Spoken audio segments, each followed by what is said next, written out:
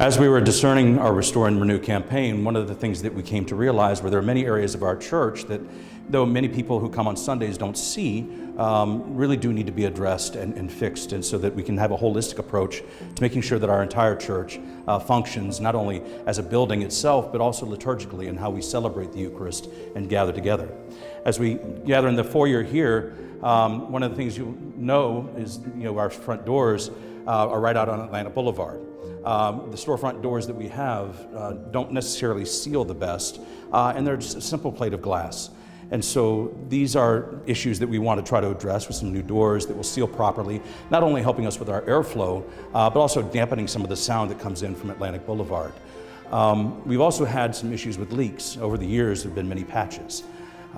And so one of the patches is up above. We have two stained glass windows above our choir loft, St. Anne and St. Joachim. Under the window of St. Anne, we do have a leak. It ended up collapsing our ceiling right here at one point, and so we've repaired it. And when we went up to look at it, we did find 12 layers of caulk that have been used to patch that window. So again, we want to pull back all those layers of caulk, all those patches, and really do a good repair and renewal of that. We also have on our stairwell this terrazzo that had been painted over, but of course getting paint to stick on terrazzo for any long period of time is not exactly easy.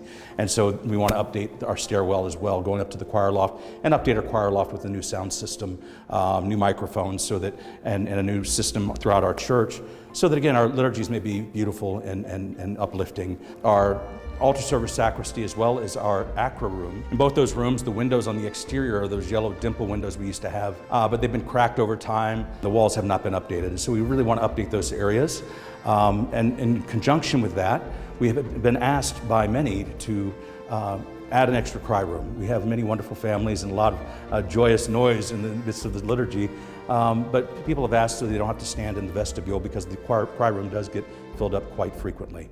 And so we will move the gift shop to the acra room to the back, and then make the gift shop a new cry room as well. So we'll have two cry rooms to accommodate our wonderful people here with all the families. And so that's what we want to try to do, at least in this space, to uplift and to beautify our church.